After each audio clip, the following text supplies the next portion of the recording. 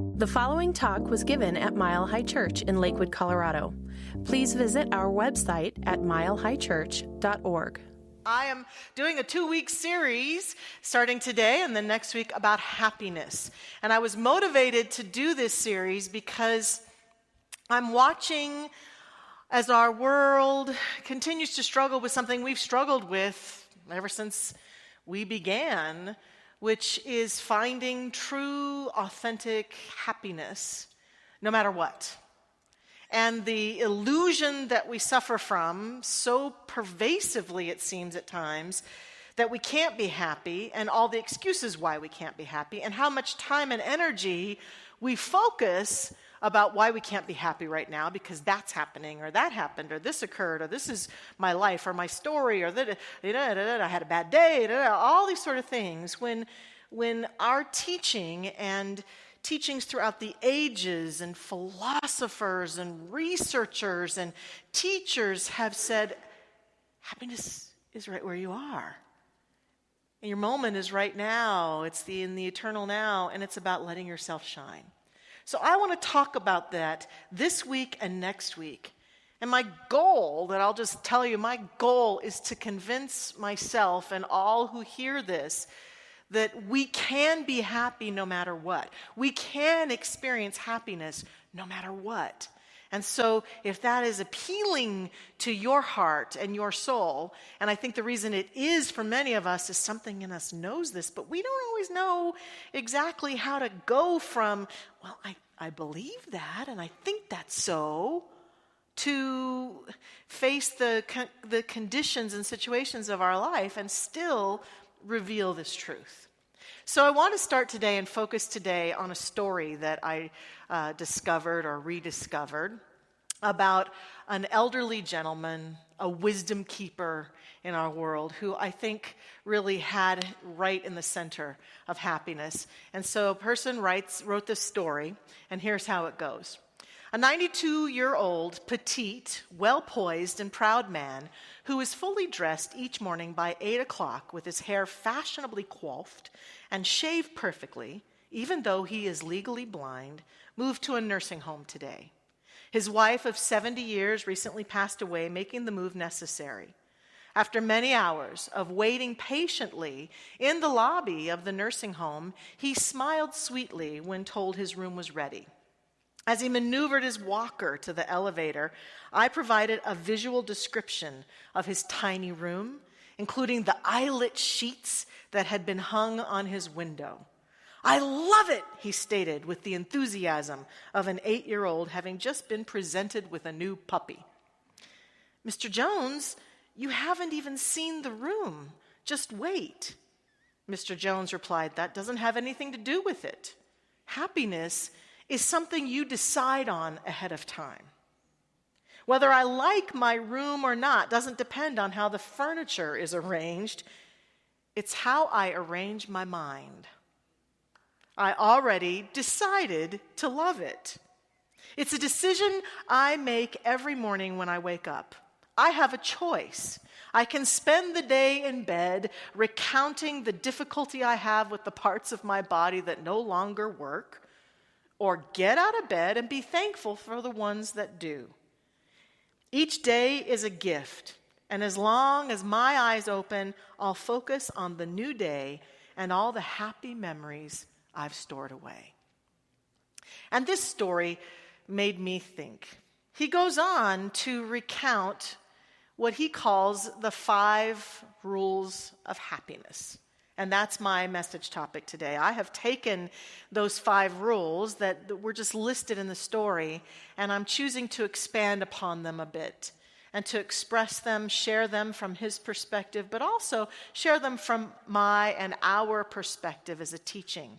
How is it that we could live the way this gentleman lives and wake up every day despite any conditions in our life or in the world and still feel effective and feel like we're going forward and we're expressing ourselves and we're making a difference, and yet have below the surface a sense of joyfulness and happiness at another day to be alive and be doing this beautiful work, whatever it is we're doing.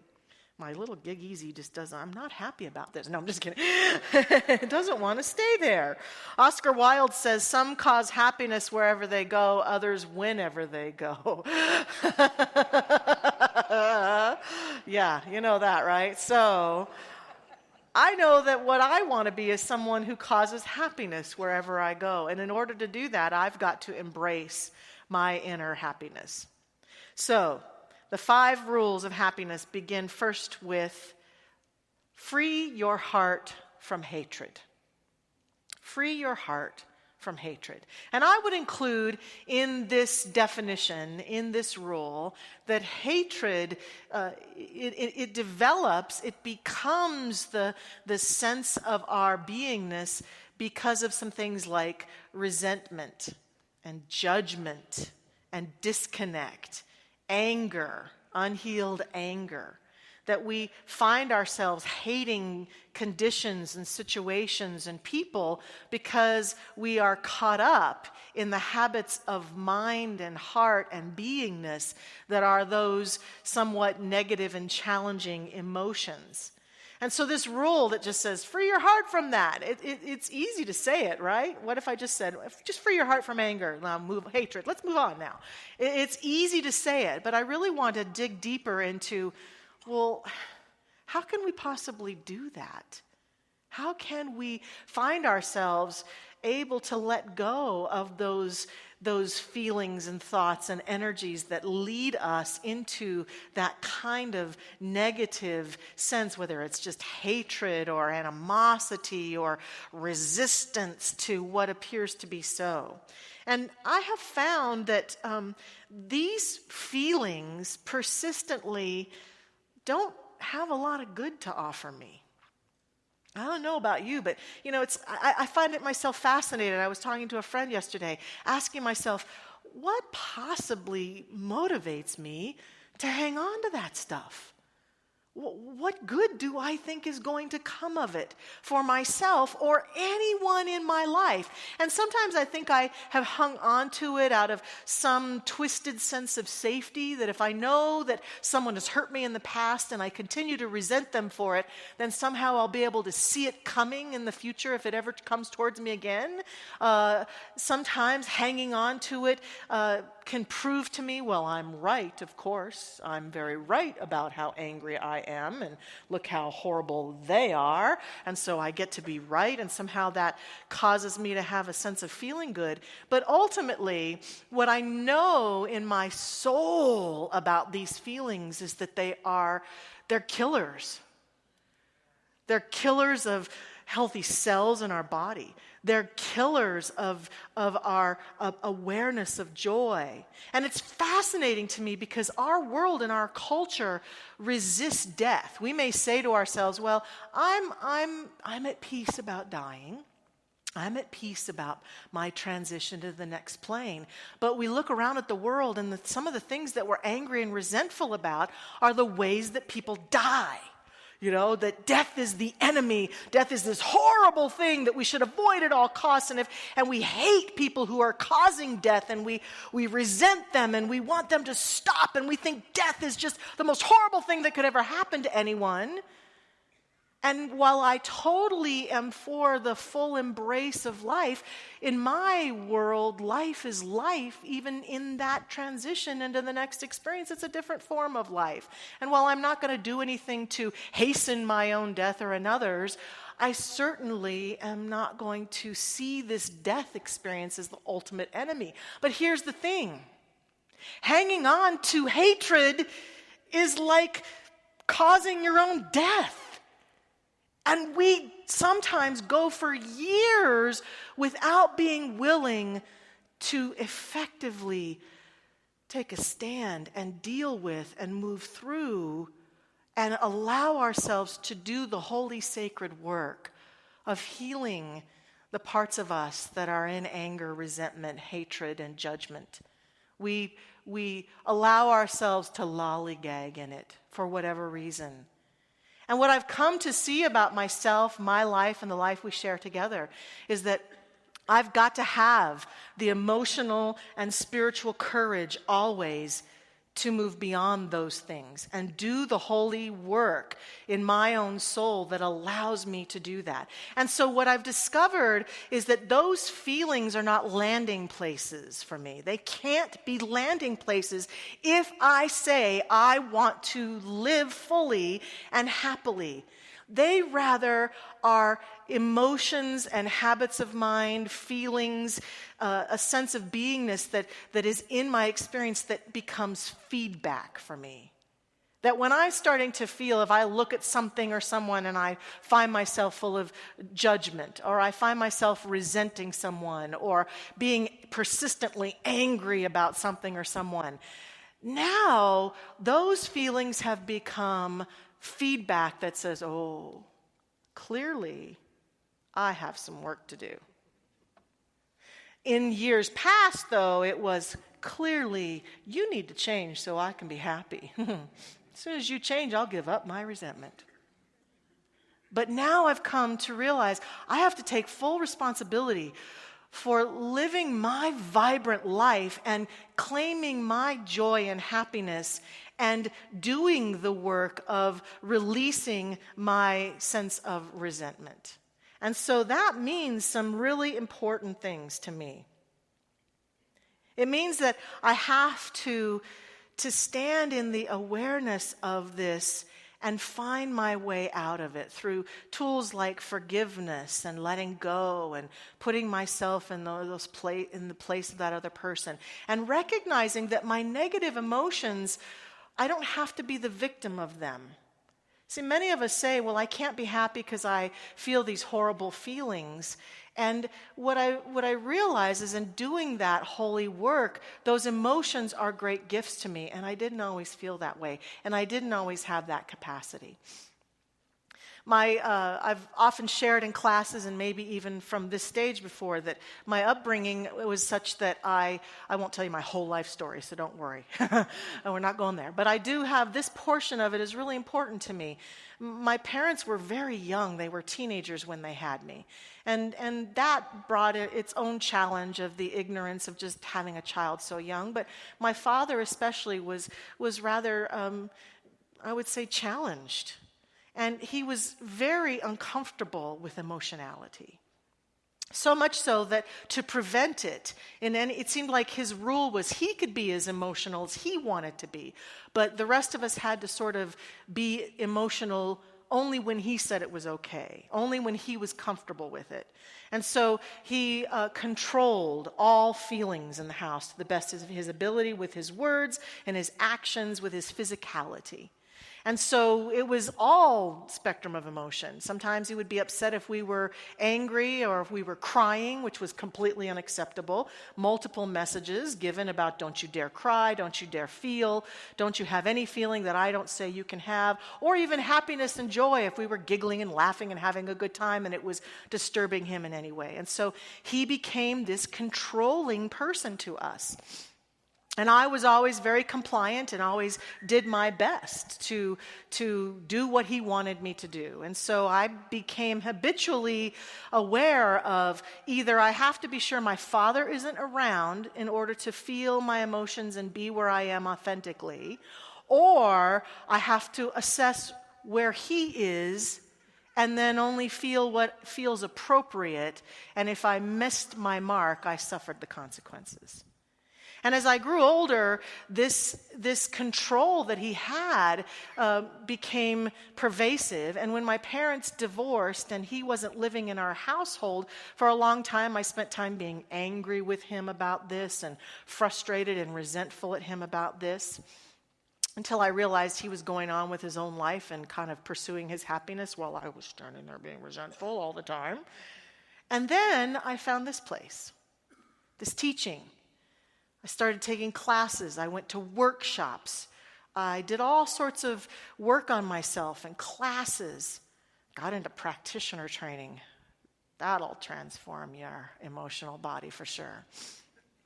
Got into ministerial school, continued to do work, had relationships, healed and healed and healed, and eventually reclaimed what I would call my emotions, or what Eckhart Tolle calls the emotional body. I reclaimed it for myself in its fullness.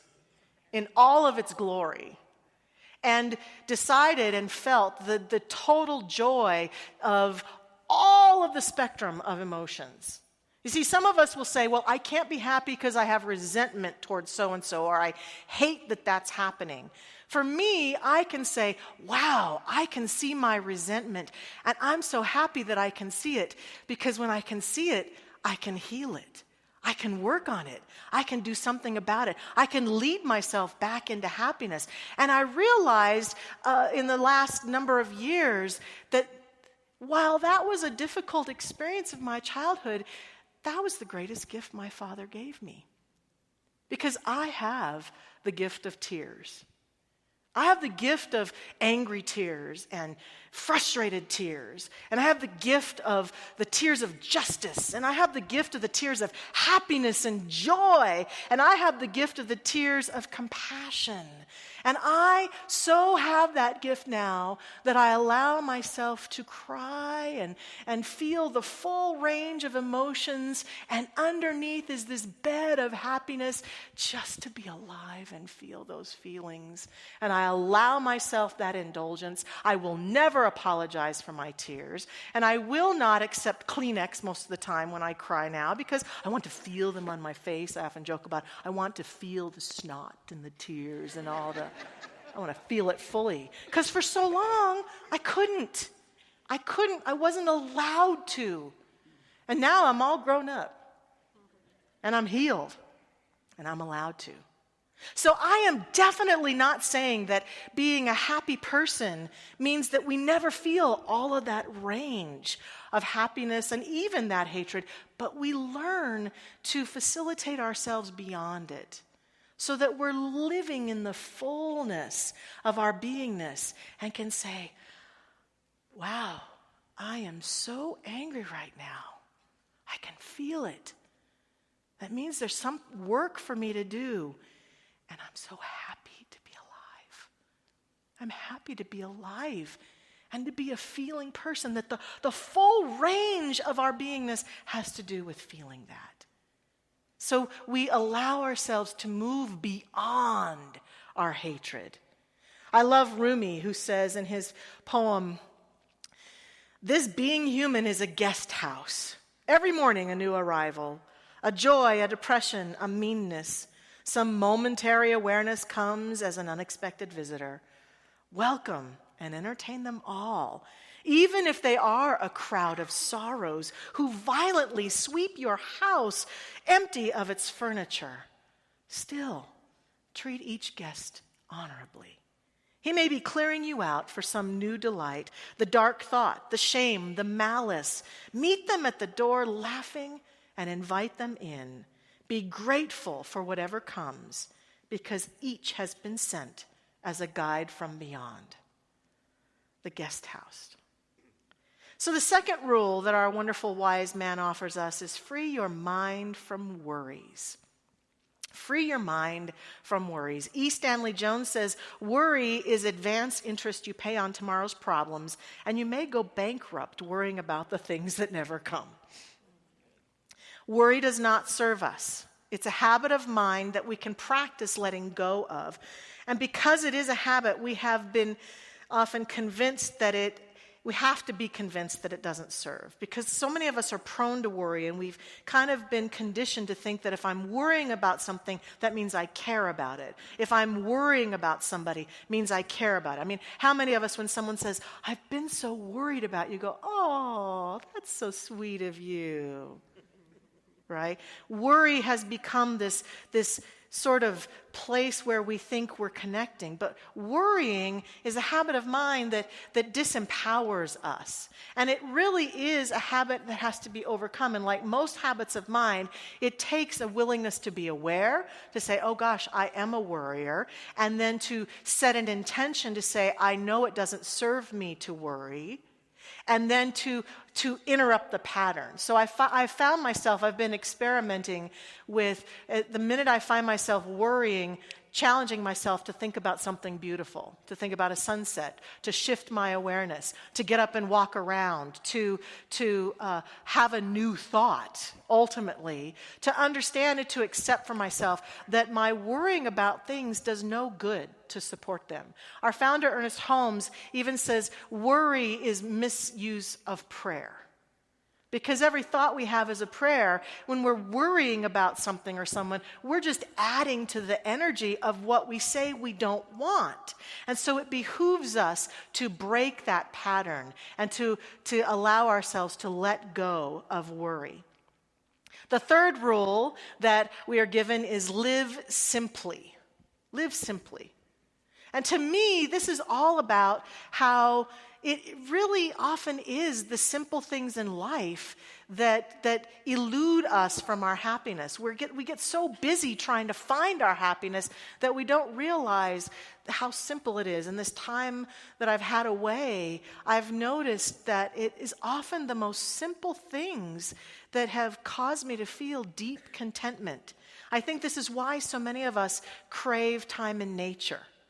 Just to sit by a lake and watch the water, or to watch the wind blowing through the trees. Very simple, and yet there's something that is reflective of our inner attunement in those kind of situations that we get to realize, look, finding my happiness isn't as complicated as I make it sound.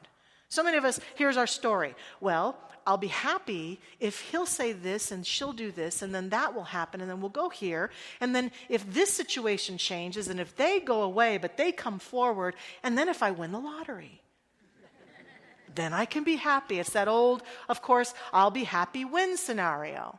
And it doesn't serve. It doesn't serve us at all to play that game. And so finding our happiness is born out of these simple things that we can allow ourselves to have, playing music and being in nature.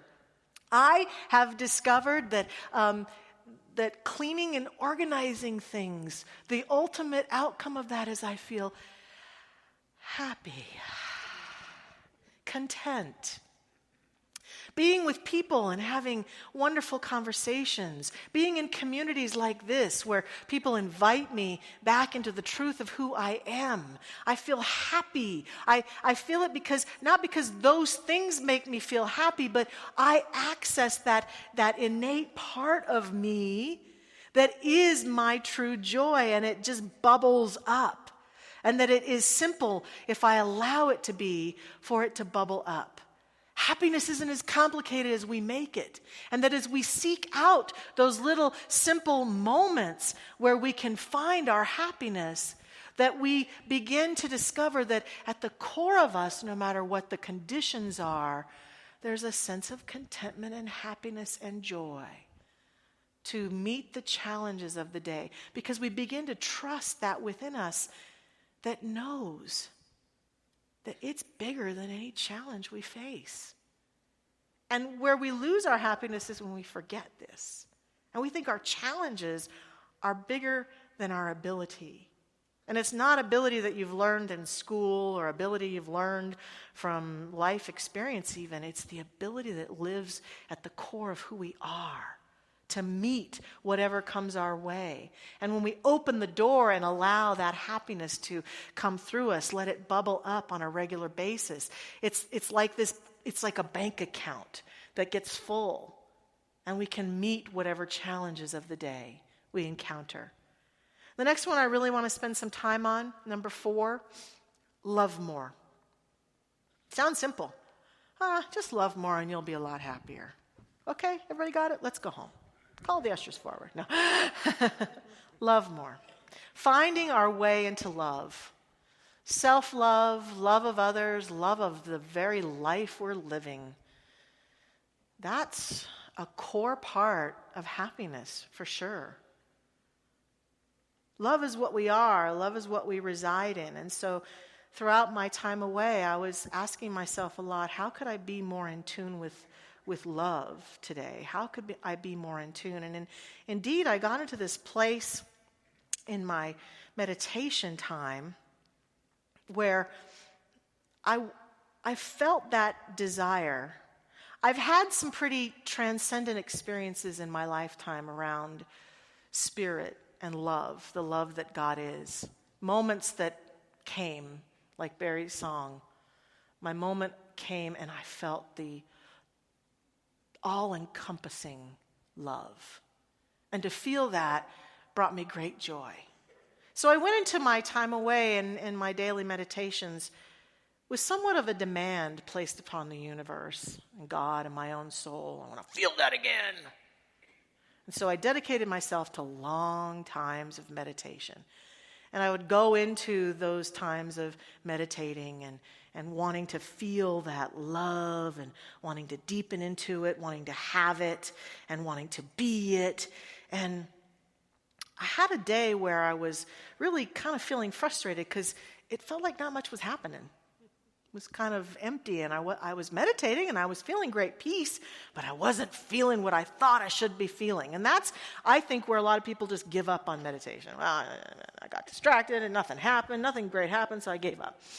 And thankfully, I continued to persist. And what happened for me was that I had this image, and it was actually an image of myself standing on this very area, in this very sanctuary, with this microphone on, this little teeny microphone on, that amplifies my sound, and me standing here trying to give a talk and demanding that someone turn the sound on. Well, all the while, I don't know if you've noticed, but right now, I am currently amplified. You can hear my voice, I believe. And Nathan, our wonderful sound technician, has the sound on. But I saw myself standing on this stage demanding, someone turn the sound on. I want the sound on. I would like to have the sound turned on, please. Please turn the sound on. And I was shouting at the universe, I want the sound turned on. And it wasn't enough. And so I was looking at some of you saying, will you somebody go back? Nathan, stamping my little feet and looking back at Nathan, who's standing back there going, it is on. What are you talking about? And you all looking at me like, it is on, Michelle. You got it. And as I went through this vision and I thought, what is that about? That inner voice said, you already have it. That's what you're demanding of me. You're in it. You got it. It never goes away. So when this says love more, and we say, I want to love more. I need more love. I need to feel more love. We're in the midst of it. And our work isn't to get it and bring it to us, which will bring us happiness. Our work is, I saw suddenly as though my being was like the aperture of a camera. And it was all about every day choosing to open consciously that aperture. To open it and allow it to have its way through my body, through my cells, through my words and my actions, through my beingness. And that the more that I do that, the more I access true happiness. And so I began, instead of seeking out, I want to feel the love that God is, I began my meditations by spending a lot of time imagining opening that aperture as widely as I could. And I noticed that upon opening it and feeling the flow of that love, my next inclination was to share it. And so my meditations took on this absolute joyful sending out of this love to everything and everyone. I sent it to my family and my friends, and I sent it to those I love. I sent it to the leaders of the world. I sent it to every politician. I sent it to every being on this planet, and I sent it to you, my beloved community. And I don't even know some of you, and I loved you every day that I could, and I sent great love and affirmation for life being magnificent for all of us, individually and collectively. I sent it to every child in our community, to every elder, to every millennial, to every minister, to every staff member and practitioner and board member. I had a love fest every day, and I would come out of those meditations so filled with happiness and bliss. Because to love more is to allow that love to have its way with us and then to give it away. And everything in the research, which I will present next week, says to us that if we want to be happier, one of the secrets to happiness is to be generous. And you may think and tell yourself a story, I don't have enough to give. I don't have enough time. I don't have enough money. I don't have enough energy to give to people. But what you and I have always is this ability to stop at any moment and open our heart and our beingness and send that love out. And in that very act, we find the truth of who and what we are. And that becomes what can bring the greatest bliss that we could ever imagine. Love more.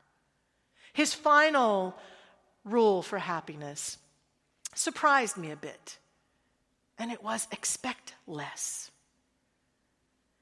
And I often have conversations with my beloved husband about what gets us tripped up in our communication, or if we have conflicts, or if we're having frustrations with life or other people. It's because we had some expectation in our hearts and we were disappointed by that. And in that disappointment, we feel ripped off or unhappy. And what he's suggesting, I think, is that let every situation be what it is instead of what you think it should be. Meet situations and people where they are.